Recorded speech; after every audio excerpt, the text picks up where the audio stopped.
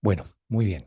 Siendo ya las 9:03 de la mañana, hora Perú, dejamos pues el inicio de nuestra grabación, saludando al doctor Daniel Urrichi y también a cada uno de los participantes. El programa pues tiene la especialización dentro de lo que es el espacio de medicina estética. Y también pues tenemos participantes de Miami, Estados Unidos.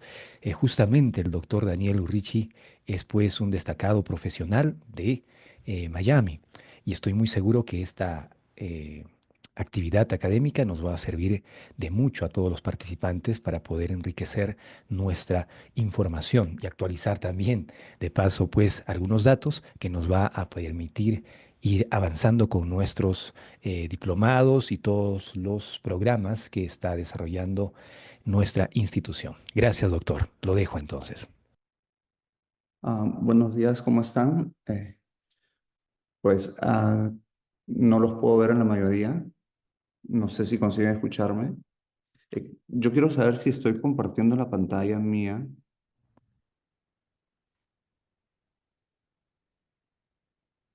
Ahora sí creo, ¿cierto? Perfecto. Sí, doctor. Eh, Genial. Ahora sí podemos ver su pantalla.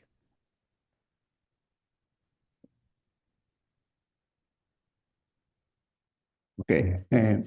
El día de hoy me pidieron hablar acerca de parte de la anatomía del rostro, específicamente para el tema de medicina estética, de neuromoduladores, inyectables o bioestimuladores. Entonces, vamos, más que la anatomía en sí, vamos a ver algunos conceptos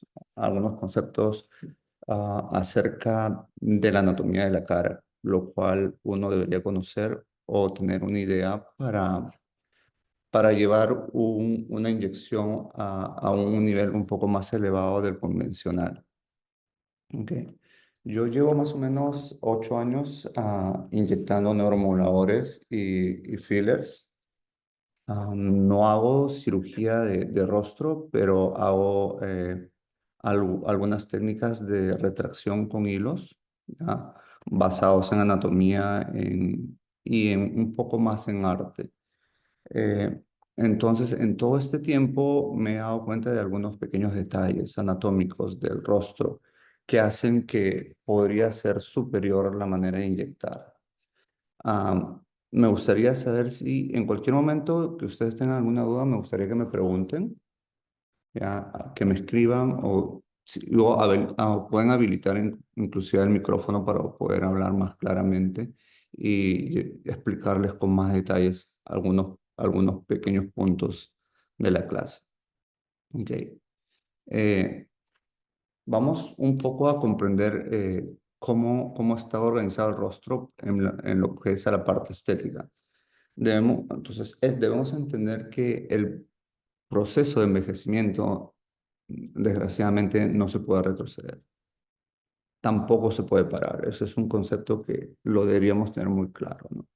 Cuando una persona te ve después de un tiempo y te ve como se diría rejuvenecido o te ve joven, él no te dice, oye, te dice, te ves más joven o te ves joven, ¿no?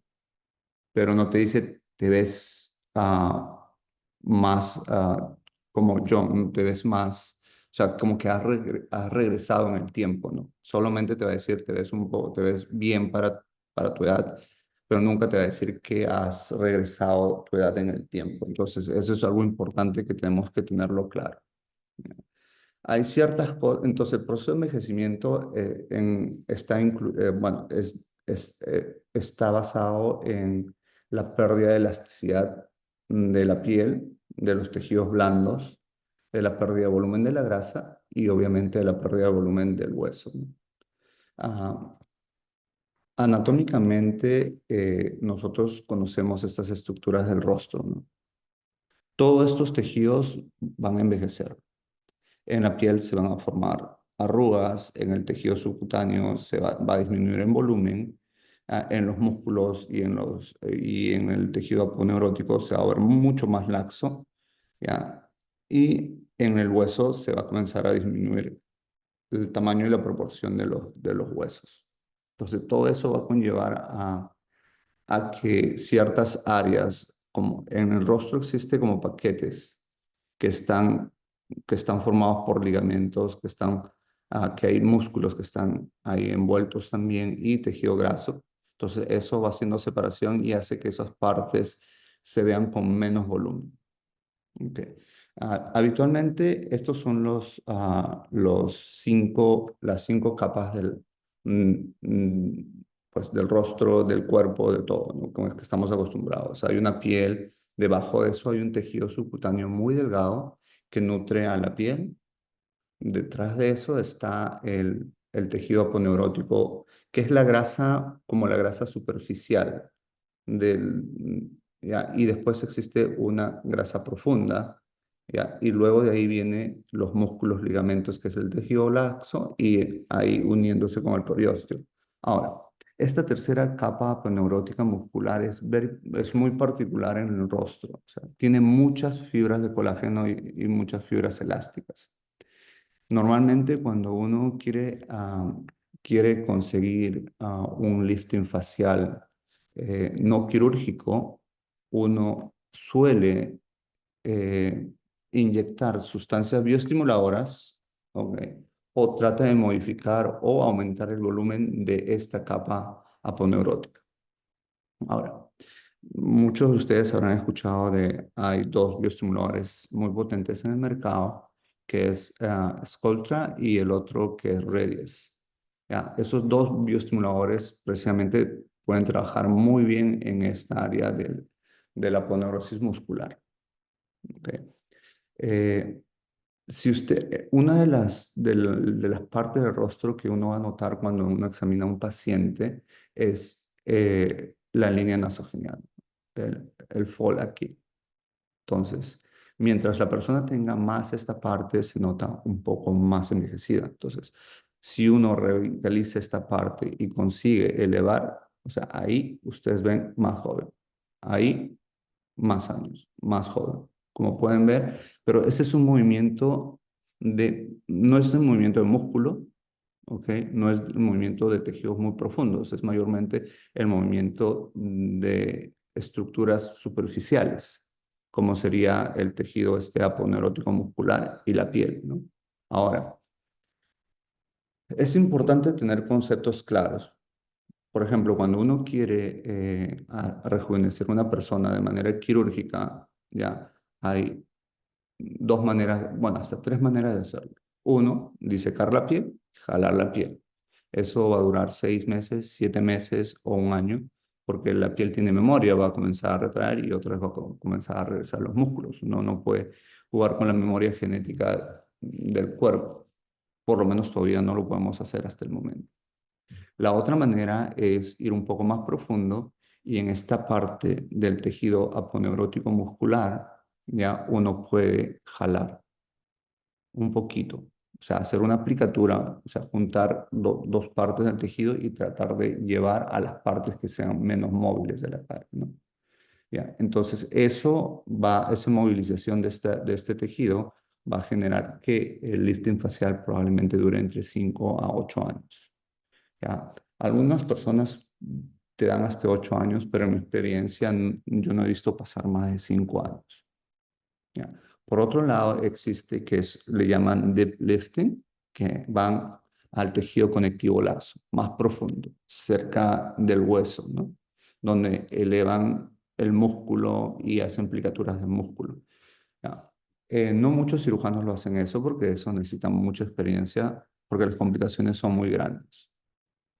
Ahora, ahora que nosotros tenemos más o menos el concepto de esto, entonces nosotros generalmente vamos a trabajar en el tejido conectivo subcutáneo, ya cerca de la piel, o en la aponeurosis muscular, si vamos un poquito más profundo. Ahora, por ejemplo, si yo quiero aplicar bioestimuladores, ya tengo dos opciones: aplicarlo en el tejido conectivo subcutáneo cerca de la piel de la dermis, ya que va a dar una estimulación muy próxima de la piel y el resultado va a ser muy bueno, o puedo inyectarlo un poquito más profundo en la aponeurosis muscular, que es la aponeurosis como el panal de abejas. tiene muchas fibras ahí. Entonces, cuando uno aumenta las fibras, aumenta el volumen de eso. Entonces, uno aumenta el volumen y reposiciona tejido. O sea, que es una maravilla. Idealmente se debería hacer en los dos planos. Cuando uno inyecta bioestimuladores como Sculptra, puede entrar un poco superficial y después puede ir un poquito más profundo para aumentar el volumen de esa área. Ahora, eh, este producto, que es el ácido poliláctico, lo crearon para las personas que usaban medicamentos contra el VIH. Entonces, ellos tenían pérdida de volumen en la parte periuretaria. Entonces, ellos inyectaban ahí y se dan cuenta que el volumen aumentaba y a la misma vez mejoraba la calidad de la piel. Y después, años después, comenzaron a usarlo de manera estética para este problema. La FDA lo aprobó después de muchos años para la parte cosmética. ¿Ok? Ahora, si si nosotros tenemos el concepto de por ejemplo, los músculos en la cara para usar neuromoduladores, habitualmente nosotros asociamos un músculo que está conectado a dos huesos, entonces hace el movimiento de una articulación.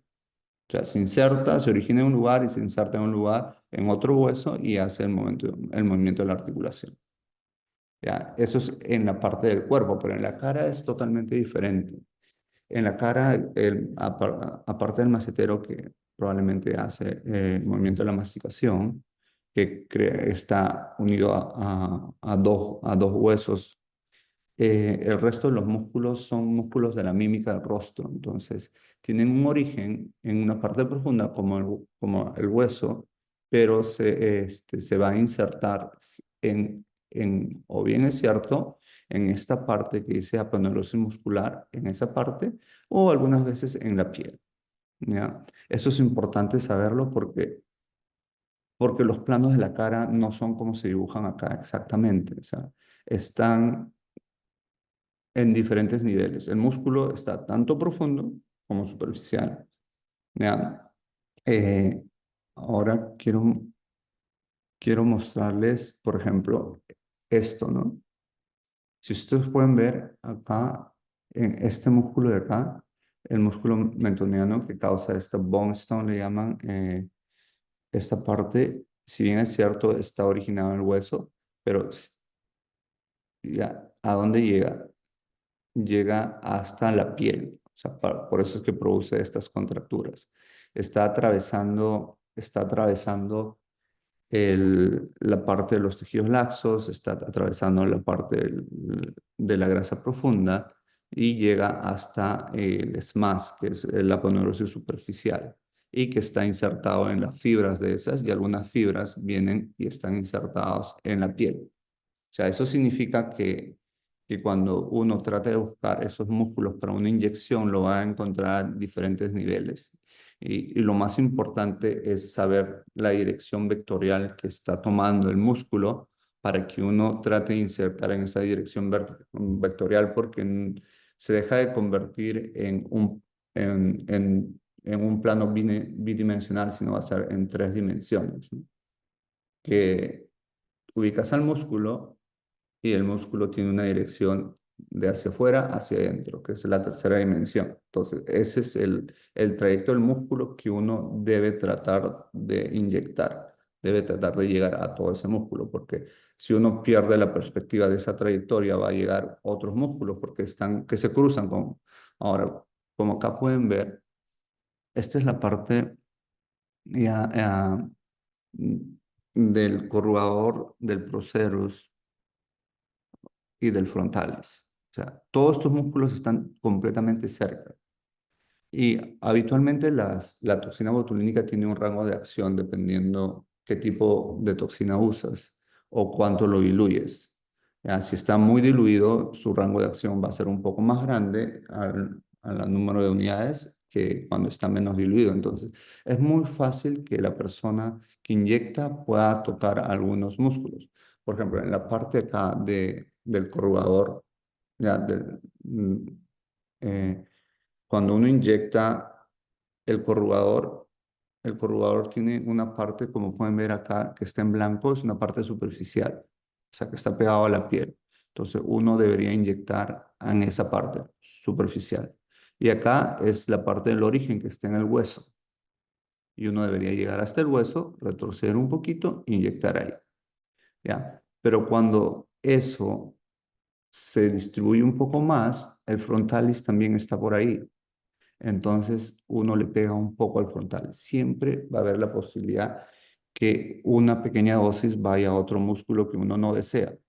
Entonces va a causar como una tosis de la parte media. Entonces, en vez de uno mantener o tratar de elevar la, la parte glabellar, se va a bajar un poco y se va a ver como que raro el rostro. Entonces, yo recomiendo, por ejemplo, ser un poco más conservadores en el número de dosis que se va a inyectar en algunas áreas y después de ver en 2 semanas los resultados, aumentar la dosis si todavía la persona presenta el número 11 ahí. Entonces, eso es importante, saber que los músculos en el rostro están muy cerca, están en diferentes niveles, están superficiales, están medios, están profundos. Entonces, cuando uno inyecta, por ejemplo, al corrugador, ya empieza superficial y sigue la trayectoria del músculo. Entonces, uno puede inyectar en esa dirección del músculo hasta llegar a la parte profunda, inyectar, cosa que cuando uno saca la aguja, por la aguja va a correr un poquito de la sustancia y va a tratar de paralizar en esa trayectoria todo el músculo. Entonces, esto, estás más seguro que estás en el músculo que querías paralizar. ¿Ok? Ahora, como pueden ver acá en la parte inferior, que esta es una de las, en la parte superior esta es el área más difícil de tratar porque en los otros músculos son más separados. Como pueden ver acá el orbicularis es fácil de tomarlo. Si uno quiere elevar el párpado, puede uno inyectar toda esta área de acá sin ningún problema, sin tener miedo de que se pueda caer, porque la única manera que esto se caiga es cuando uno dé una inyección muy profunda. Las inyecciones profundas pueden llegar a la caída del párpado. ¿Ok?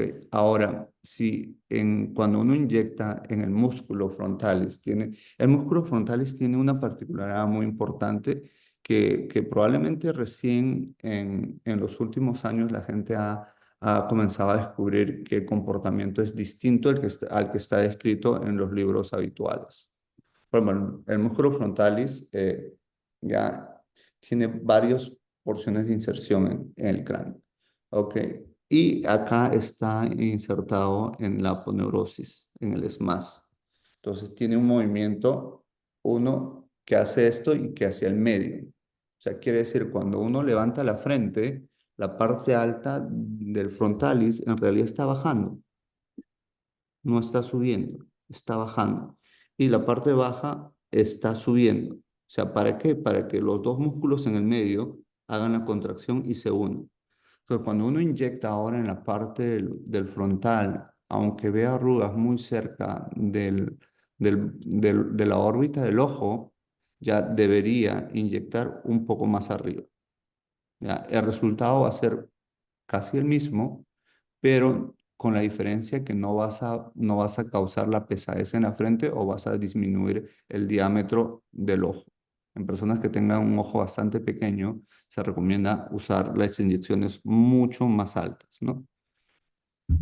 En la parte del ojo, por ejemplo, cuando uno inyecta en las patas de gallo, como es un músculo redondo, si tú paralizas una parte del músculo, la otra parte del músculo va a tener fuerza. Si yo solo paralizo esta área de acá, voy a notar que hay arrugas en la parte interna, porque esta parte interna se va a volver un poco más fuerte, que está tomando toda la energía que no se toma en la parte externa.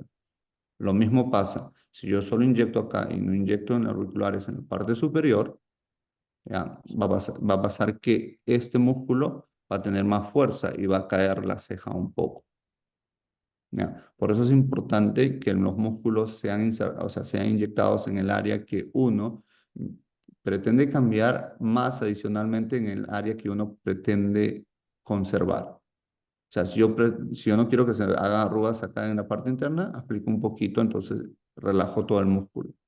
Ahora, si yo no quiero que el ojo se reduzca en el diámetro o la ceja se caiga un poco, entonces, ¿qué hago? Inyecto en la parte en la parte de las cejas. ¿Para qué? Para que el músculo se relaje.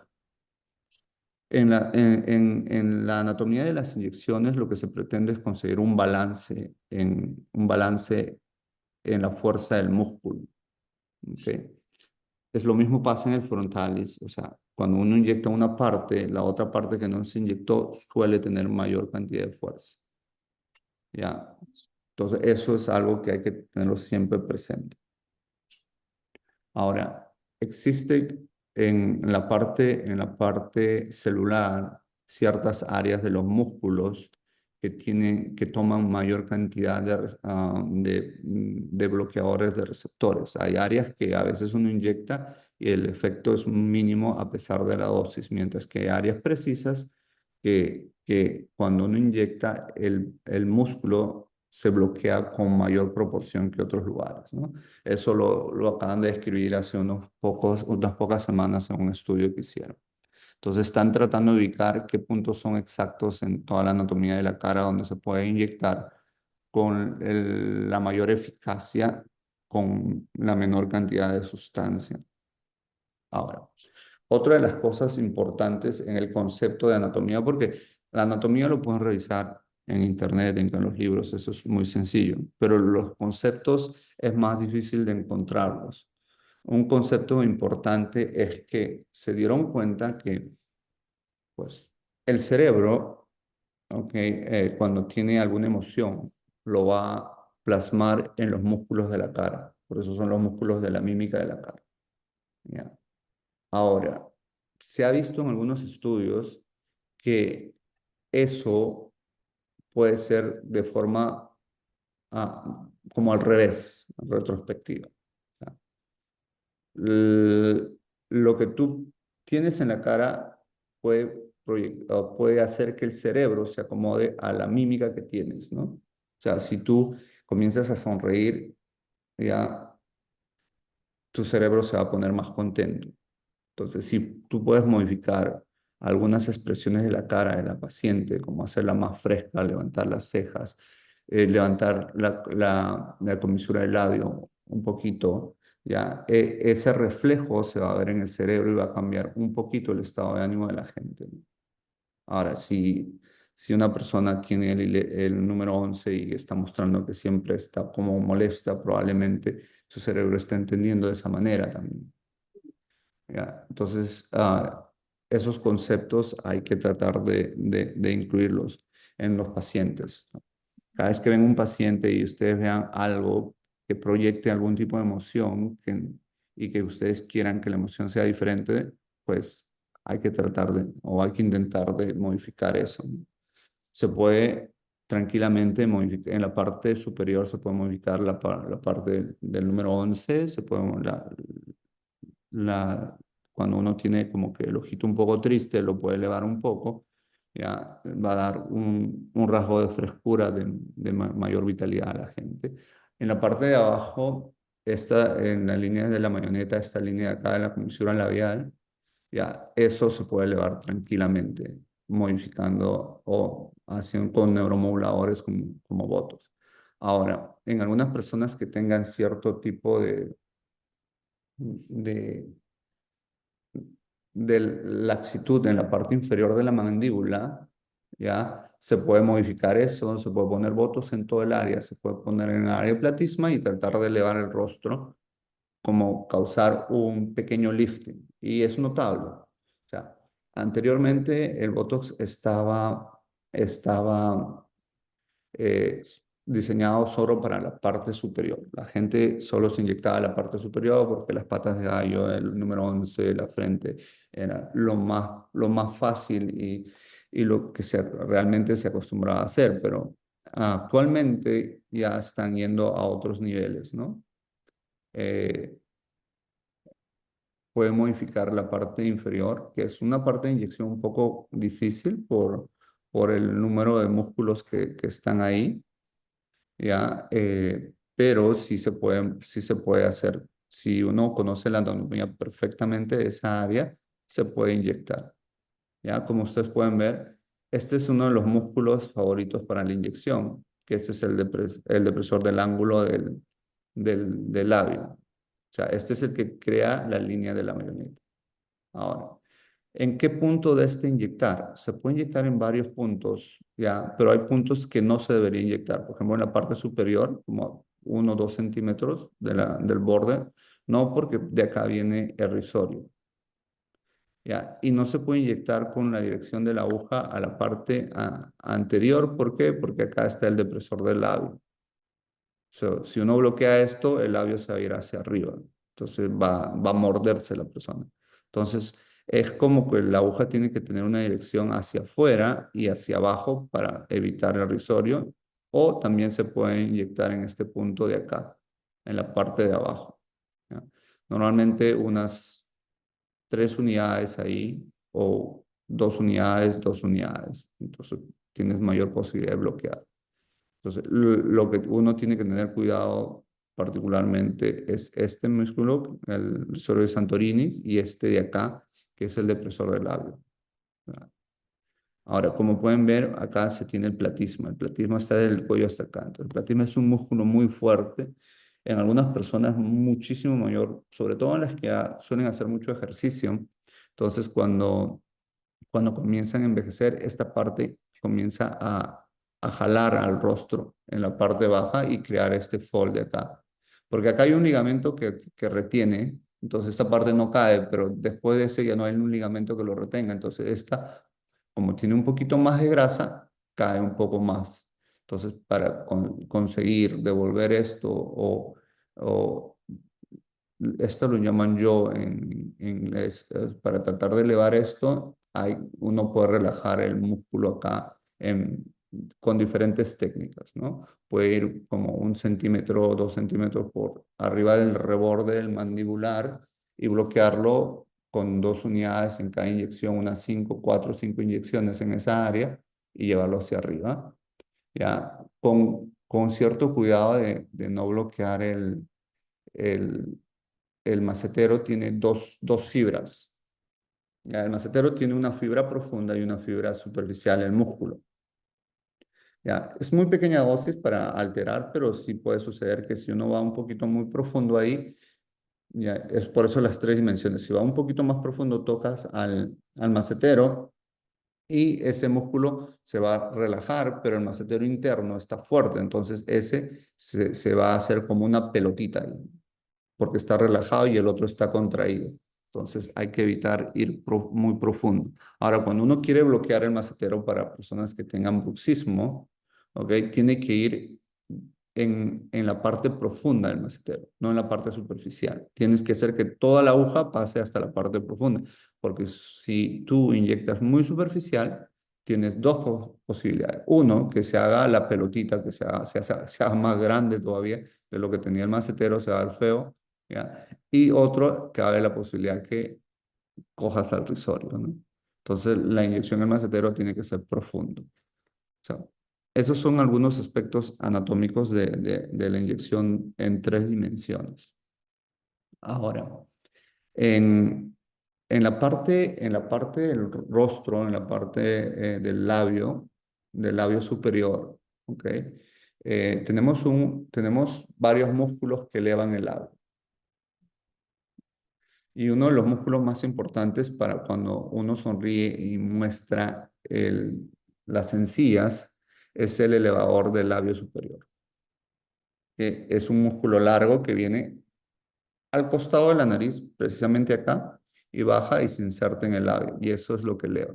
Entonces, cuando alguien tiene una sonrisa donde muestra demasiado eh, las encías, uno puede inyectar exactamente justo al costado de la nariz, del ala de la nariz, ahí un poquito profundo, y coge el músculo, y ese músculo va a hacer que todo el labio caiga un poco. Ahora, ya, hay otra forma también de que cuando unas personas no tienen demasiado, no se muestran mucho en las encías, solo se muestra un poquito y quieren arreglar un poquito, se puede inyectar en el borde del labio. Entonces, el músculo auricularis tiene varias como capas, superficial, profunda, más alta, más baja. Entonces, cuando uno inyecta superficial acá y cerca del borde del labio, ya, va a conseguir que esos músculos se relajen y el labio hace una eversión, un flex. Se vierte un poquito con eso y a la misma vez baja un poquito discretamente la altura del labio, muy discreto. Entonces, a algunas personas se puede hacer eso también. Ahora, hay otras personas que cuando sonríen, ¿ok? Ya es más externo la muestra del diente. O sea, significa que hay otros músculos envueltos, porque todos llegan a esta parte de acá. Si uno sonríe, esta línea se muestra más, ¿cierto? Ok, esa línea que se muestra más se puede hacer un poco más suave si uno inyecta pequeñas dosis de 2 a 4 unidades en ciertos músculos acá, en el mayor o en el menor. Se puede inyectar en estas dos áreas y hacer que esto baje a la misma vez que el labio también se muestre menos.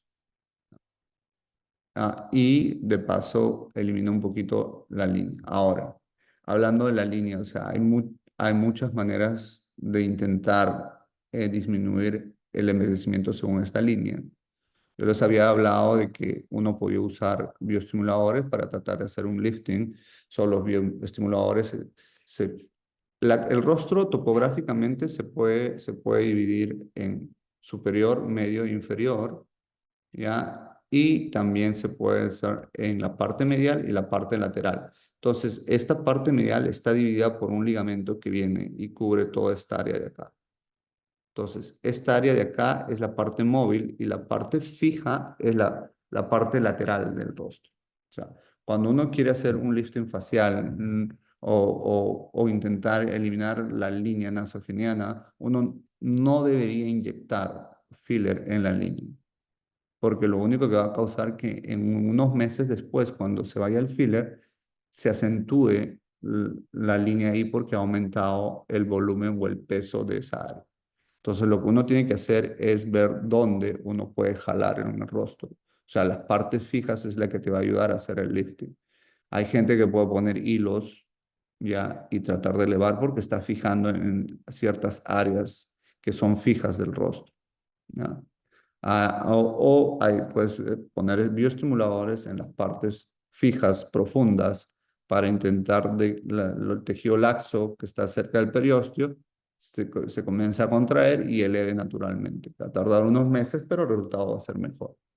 La otra posibilidad es, hay personas que pueden poner hilos en la parte en la parte de aponeurótica del cráneo y elevar y hacer una elevación en J de esta parte, ¿no? Esa es otra posibilidad. ¿Por qué? Porque esta área es muy fija, no se mueve mucho. Cuando uno pone hilos en esta parte de acá, el movimiento va a hacer que en 6 semanas el hilo que está unido a unas espículas que se enganchan en el tejido celular subcutáneo o la dermis, se salgan por el movimiento propio del rostro y disminuye el efecto del lifting muy rápido, ¿no? O sea, esas son algunas de las cosas que se pueden hacer, ¿no? Eh, ¿Hasta aquí tienen alguna pregunta? ¿Les gustaría saber algo más? Me gustaría que me digan qué cosa les interesaría saber acerca de neuromoduladores en el rostro, de algunos músculos importantes del rostro, algunas modificaciones de expresión del rostro. Ah,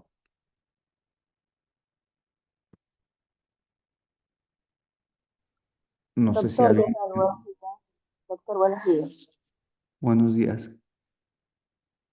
Buenos días, doctor. Tengo una consulta. ¿Qué efecto tienen estos hilos tensores para ese efecto de lista? Pues hay los hilos tensores que se conoce como PDO, que tienen las pequeñas espículas. Ya, el efecto mayor de él va a ser de bioestimulación más que de tracción, porque el efecto de tracción va a ser muy corto. ¿Ya? Yo nunca, en mi experiencia, nunca he visto que ha sido más de 6 semanas en manos expertas puestas, ¿no? Entonces, el efecto que va a tener a largo plazo, como los 6, 8 meses, es más de la bioestimulación de las fibras de colágeno y elastina en el rostro, que va a cambiar la pigmentación de la piel, va a hacer un poquito de mejora en la piel y en el tejido interno, pero no es muy notable. Entonces, es preferible inyectar un bioestimulador que se esparza en todo el tejido que en áreas específicas. Bueno, de hecho, el Sculptra tú lo puedes aplicar en áreas específicas para hacer, pero la cantidad es mucho mayor. La estimulación va a ser mucho más grande. El problema es que el efecto no se va a ver a corto plazo. Uno tiene que esperar unos 3 a 6 meses para ver un efecto verdadero. Y tiene que tener por lo menos una sesión por cada década de vida que tenga la paciente, ¿no? Entonces, eso sí ayuda. O sea, si bien es cierto, no va a regresionar el proceso de envejecimiento, va a producir tal estimulación que va a generar un lifting en la cara. O sea, los bioestimuladores son muy buenos. Pueden disminuir el proceso de envejecimiento largamente. Recomendable usarlo después de los 35 años o 33 años en las mujeres, 35 años en los hombres. Ya es un buen momento para empezar a usar, mientras que el Botox lo puedes usar desde los 28 años. ¿Ya? Ahora, existe una manera de poner hilos que no son con espículas, ¿ya? Sino que es como, no son permanentes, pero son hilos que pueden ser de PDO o PDS, ¿ya? Que son gruesos, pero que se puede poner en la aponeurosis del músculo, en la parte del cráneo, ¿ya? Es un procedimiento un poquito más invasivo o un poco más ah, para expertos, pero el lifting que se puede generar sí es considerable y de tiempo de duración mucho más largo, probablemente año y medio. Y los resultados son buenos. O sea, yo he visto resultados maravillosos, instantáneos, maravillosos, y lo único es malo es que como uno va a hacer una tracción y está uniendo el hilo en como un círculo está haciendo ahí, se va a generar en áreas de la entrada del hilo, se va a generar unos dimples, como unas hendiduras que van a durar como una semana y la gente se va a sentir un poquito que le duele la cabeza por unos días porque está como si lo hubieras hecho una cola, está jalando. Ahora, dependiendo de la técnica, si lo haces superficial dura menos tiempo, pero hay menos molestia. Si lo haces profundo, va debajo del músculo, sobre el cráneo.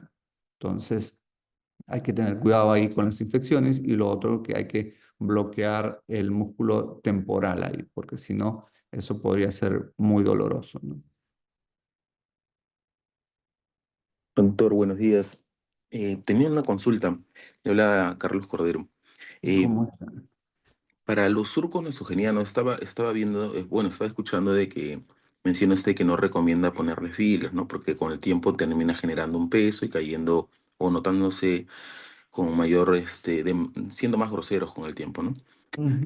¿Qué es lo que sugiere? Yo he visto también de que les ponen hilos de PDO multifilamento en esas zonas para tratar de voluminizar y además se ayudan con los hilos tensores para poder tratar de jalar, ¿no? Y de poder generar un efecto lifting. O de repente alguna otra técnica asociada, ¿no? Para poder ver de repente cambios no tan largos o en realidad lo que siempre se sugiere son los bioestimuladores, ¿no? En este caso, de repente el Radies o... Pues el radies es interesante porque el radies puede llegar uno hasta la parte más profunda del hueso, ¿ya? Y puede producir aumento de volumen óseo, como el aumento de volumen del tejido subcutáneo de esa área de la grasa y también de todo el SMAS, del tejido paneurótico, ¿no? Entonces, hay una manera, uno puede poner en la fosa piriforme, porque a veces ese es el área donde se pierde mayor volumen óseo y eso es lo que genera que el surco sea más pronunciado. Entonces uno va ahí a la fosa piriforme y rellena esa parte con un bioestimulador. Puedes usar Sculptra para ahí, puedes usar Radies para esa zona y adicionalmente a eso, pues yo sugiero como intentar poner cuando la persona no es porque mucha gente tiene a partir de los 35 años ese surco ya formándose. Entonces uno lo puede tratar de detener en el tiempo o tratar de elevarlo poniendo bioestimuladores en la parte temporal, porque la parte temporal sí permite que la dosis de estimulador sea mucho mayor en una sola inyección, porque cuando uno pone Sculptra, por ejemplo, tiene que estar frotándose para que no se formen los granulomas. Pero como en la parte temporal es el tejido grueso, es más profundo, no llega a la dermis ni nada de eso, entonces la bioestimulación en esta área es genial. Puedo usar unos 5 cc en cada área temporal de bioestimuladores, ¿no? Entonces una ampolla lo puedes dividir en los dos temporales para que eso se le... Pero eso sí, o sea, la gente tienes que explicarle que tiene que tener paciencia, ¿no? Porque, porque la otra posibilidad es hacer filler en la parte del chic, ya de esta área de acá, pero el problema es que mucha gente ya tiene volumen ahí. Cuando uno tiene el hueso muy prominente en esa área, o sea, si le vas a agregar volumen, se va a ver un poco grotesco, sobre todo en las mujeres, ¿no? ¿Ya? A menos que en esa área, si una persona tiene amplio espacio para poner en esa área, se puede poner en esa área y dar una forma de S ahí, la forma bonita. ¿Ya? Entonces en ellos sí queda bien. Elevas un poco esto, mejoras esta parte, ¿ya? Y adicionalmente a eso, pues pones un poco, puedes poner también hialurónico ahí, ¿no? Es mucho más peligroso, o de cierto eso, ahora les voy a explicar por qué en la parte, un poco de las arterias de las zonas peligrosas del rostro, pero sí se puede hacer eso. Ahora, yo sé que es muy fácil poner ya ácido hialurónico acá y con una cánula es muy seguro también. Y el cambio es instantáneo y a la gente le gusta, pero siempre tienen que explicar. Lo que tienen que generar es que los pacientes que estén ustedes confíen, o sea, que le digan cómo hacer las cosas para que confíen con toda la honestidad del mundo. Si tú le dices, mira, yo te puedo poner acá, vas a tener una mejora, pero a largo plazo eso se va a ver peor. Pero podemos hacer esto y trabajar en unas sesiones y mejorar en un plazo más largo, pero el cambio va a ser mucho ah, más estable, no va a ser temporal. Entonces, a lo mejor ellos entienden y pueden tomar eso. Y es una manera también de tener a los pacientes por un poco más de tiempo con ustedes, ¿no?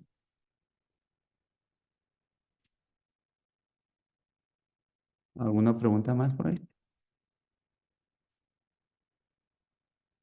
Y en cuanto a lo que le mencioné sobre los hilos multifilamento, Mira, los de PDO, ok. Lo que pasa, mira, lo que pasa es cuando tú no pones solo un hilo, si pueden verme en la pantalla, si uno pone solo un hilo en dirección ahí y tiene las espículas en sentido contrario, uno está jalando, ¿ya? Cuando pierde el sostén que tiene las espículas, el hilo puede migrar a un lugar y pierde el efecto de lifting completamente. Entonces, si van a usar esos tipos de hilos, yo les recomiendo que usen los hilos que tienen doble aguja. O sea que el hilo está al medio y a los dos extremos tiene aguja y tienen dos efectos de tracción contrarios. Entonces uno hace en forma de B. Entonces ya tiene una parte donde se está enganchando el hilo para que el hilo no corra a ningún lugar y tenga un efecto de lifting más duradero.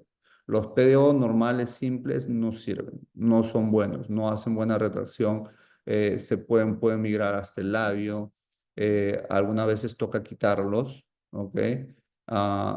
Si tienen que poner hilos, yo les sugeriría que hayan algo que tenga varios puntos de anclaje, ¿ya? Y los que tienen doble aguja funcionan mejor, pero cuando uno saca la aguja puede jalar de la parte baja y hacer una tensión más simétrica en ambos lados de la cara. No sé si alguien ha usado esos hilos de doble aguja. sí, sí, sí, sí he visto que se ponen en distintos lugares, ¿no? Y por lo mismo que generan esa posición en B, es que pueden retraer y tienen un punto más fijo, pues un punto de unión, ¿no? Pero me refería no a los espiculados, doctor, sino me refería a los no espiculados que vienen más de 10 hilos en una sola aguja. Ok. Pero esos son de estimulación de colágeno. Y esos, Son esos tienen buenos, claro. algún efecto de voluminización. Por No, ejemplo, porque lo que generan es, sí, tienen cierto efecto de voluminización muy para poco. poderlo poner directamente en ese surco, ¿no? O sea, lo que generan instantáneamente es un proceso inflamatorio, ¿no? Inflamatorio. Ajá, y si tú lo pones muy superficial, va a tener un efecto de producción de colágeno en la dermis. Entonces, en cuestión de voluminización, después de unos días va a desaparecer, pero sí va a estar formando colágeno constantemente en esa área, ¿no? Pero lo que estás causando al hacer eso es una cicatriz interna. O sea, esa parte del tejido se va a hacer más grueso y siempre se va a notar. O sea, lo que tú no quieres es que generar que esa línea tenga una línea de doblaje, donde se note más, porque el tejido va a ser más grueso en esa área. A menos que tú lo pongas en sentido contrario, tratando de aplanar eso, los hilitos así. ¿Ya? Eso sí puede hacer que la malla que se forme una malla de estimulante de colágeno que haga que sea más difícil de que el fold se forme. Pero yo creería que todavía es mejor usar bioestimuladores en esa área. Bueno, en general, en la mayor parte del rostro, ¿no? O sea, es una nueva tendencia de ir esto y tratar de frenar y ¿no? revertir un poquito el proceso de envejecimiento, a generar tensión en las partes altas, las partes fijas para elevar de esa parte, más que tratar el área propia de ese lugar, ¿no? Bueno, ahora existen muchos mínimamente invasivos como el J-Plasma tiene una cánula muy pequeña para el rostro que no diluye la grasa y que mejora tremendamente el lifting facial. Está el Morpheus, ya que hay que saberlo usarlo para que no destruir el subcutáneo que está pegado a la piel. Tenemos la nueva máquina esta que se llama Quantum, que es más controlado que el J-Plasma todavía, que también puede generar retracción instantánea, ¿no? O sea, ahora existe mucha, y hay unos pequeños láser o de radiofrecuencias, como unos hilos que se meten ahí y comienzas a producir estimulación de colágeno localizada en ciertas áreas para elevar. O sea, hay más opciones, existen varias opciones, pero si solo que te quieres dedicar a inyectables y no tienes maquinaria que puede ser muy cara, pues Sculptra y Radia es tu mejor opción siempre.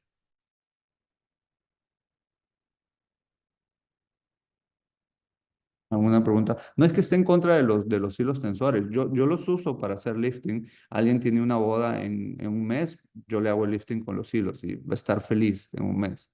¿Ya? Pero yo sé que después de un tiempo, pues va a tener que hacerse alguna otra cosa que reemplace eso. ¿Alguna Una pregunta consulta. más? Hablamos sobre disminuir el código de barras que está en la parte superior del labio con botox. Eh, ¿Qué cantidad de dosis utiliza para esa zona? Porque yo recuerdo que en la prensa, en hemos usado, me parece una unidad con cada punto, pero siempre tienen un poco de molestias, como para tomar los líquidos, para absorber. No entendí, bueno, no escuché mucho, pero vi que quería saber algo del botox alrededor del labio, ¿cierto? La cantidad de dosis. ¿Está bien? ¿Entendí bien eso? Al no volver a escuchar, Porque se corta un poquito tu comunicación.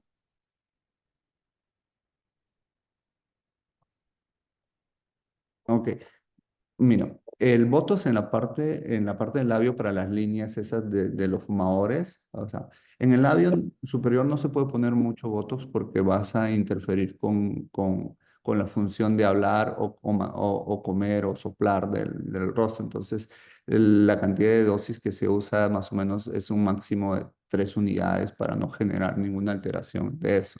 El problema es que cuando el músculo, o sea, el tiempo de duración del Botox es dependiendo de la dosis, ¿no? Mientras más dosis, mayor tiempo de duración. Mientras menos dosis, menor tiempo de duración. Es un músculo grande, o los auriculares, si le estás poniendo 3 unidades a un lado, 3 unidades al otro lado, 6 unidades, que debería ser por lo menos 12 unidades de Botox, entonces vas a generar un efecto que quieres, muy bonito, pero el tiempo de duración no va a ser más de 3 meses, ¿no? Gracias, doctor.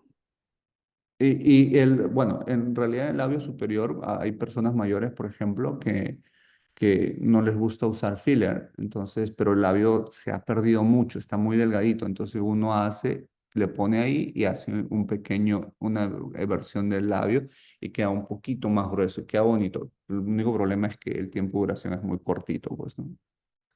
Ya, mientras que si le pones filler, probablemente van a estar 9 meses felices, ¿no? Eso es algo que tienen que conversar y evaluar con la paciente para darle múltiples opciones. Una Ok. consulta y el código, para el código de barras, ¿qué recomiendan? ¿Nos recomendaría lo que son los bioestimuladores de colágeno? No, porque ese es un área muy móvil.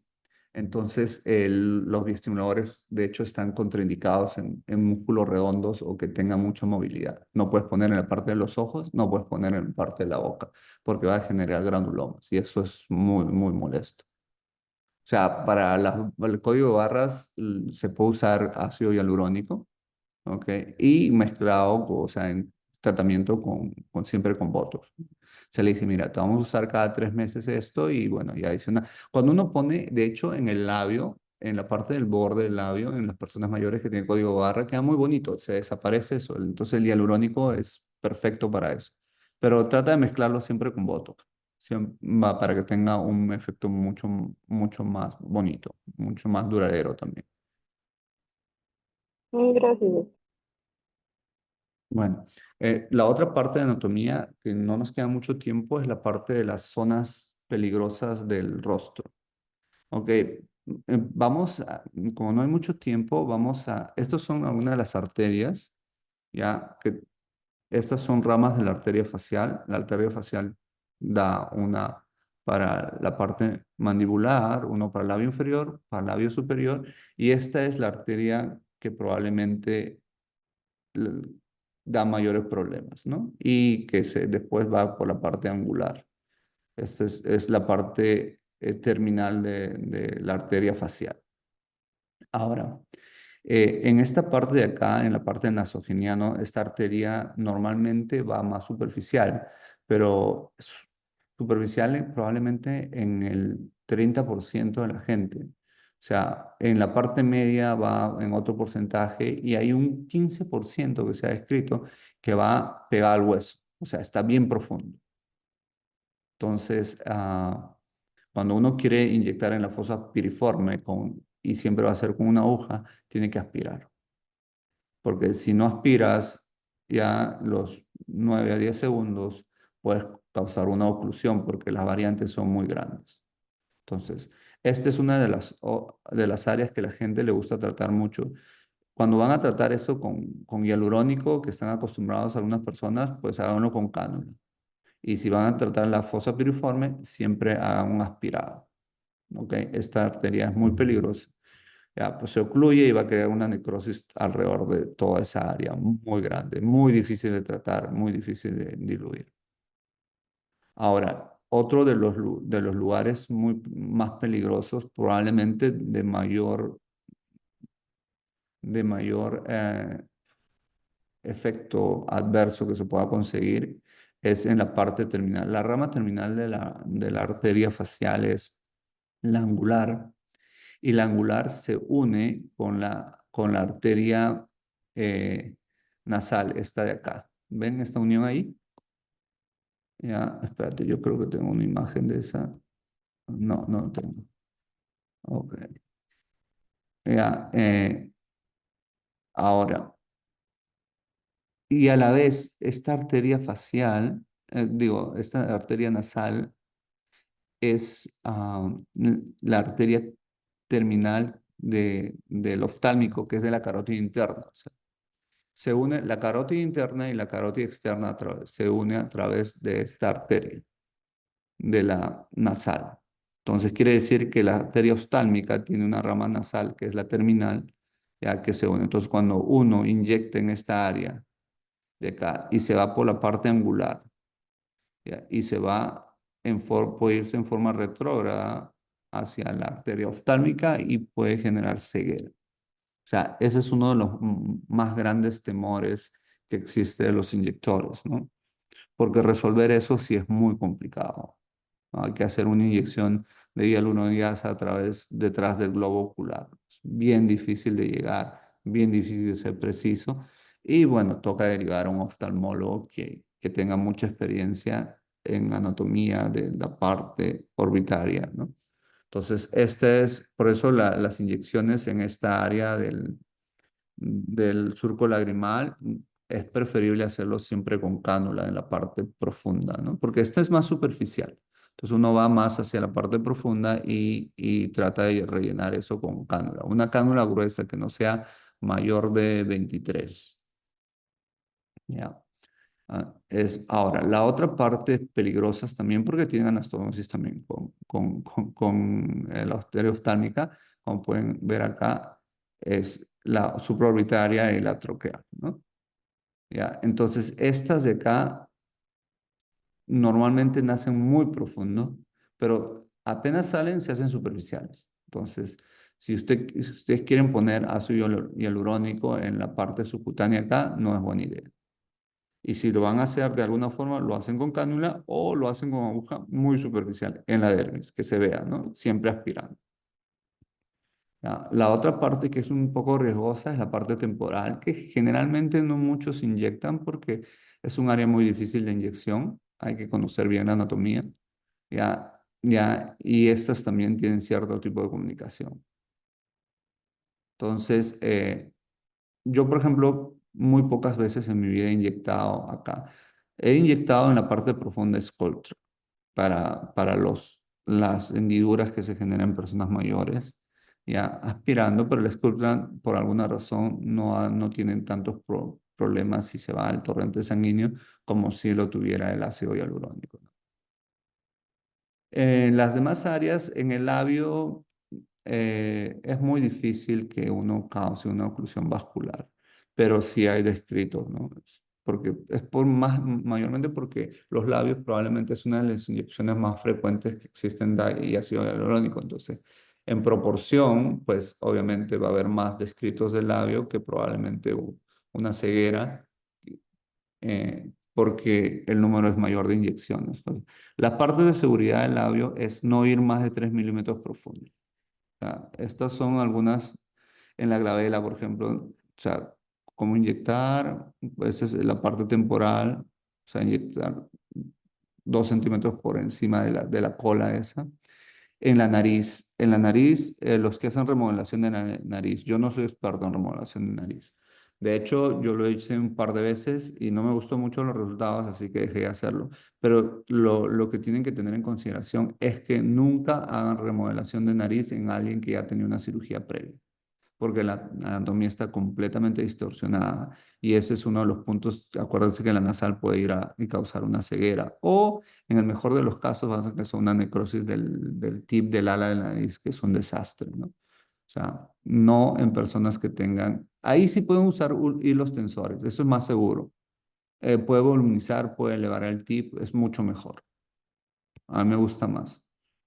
Ya, en el labio, como les decía, no ir más de 3 centímetros de profundidad si van a inyectar, ¿ok? Y acá, en el caso del infraorbitario de acá, ya, que viene la arteria de acá, siempre de la línea popular de la parte interna, a esa dirección más o menos viene, o sea, uno fija la parte interna de acá y va a unos 11 centímetros y ahí está.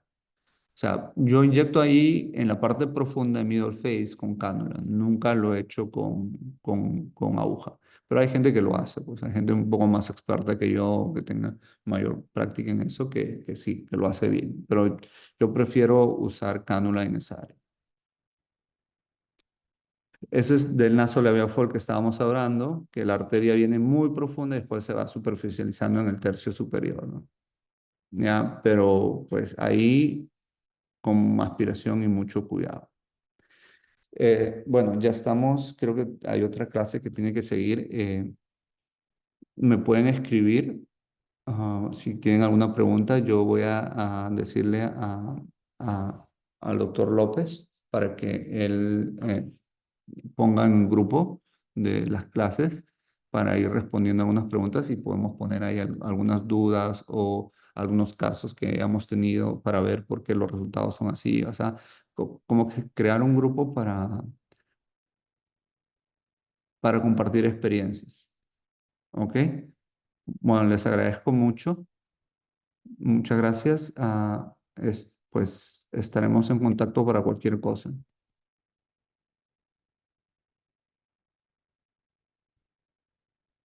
Muchas gracias, doctor. Doctor López. Muchas gracias, doctor. Muchas Ok. gracias. Bueno, lo que le decía, crea un grupo de WhatsApp con todos los integrantes para poder responder algunas preguntas. ¿Sí? Bueno, estamos en contacto. Un abrazo. Gracias a todos. Gracias, doctor. Recordarles a todos que esta clase ha sido grabada, entonces ustedes lo van a encontrar en su plataforma académica para su revisión, tanto con los materiales correspondientes. Hasta la próxima clase.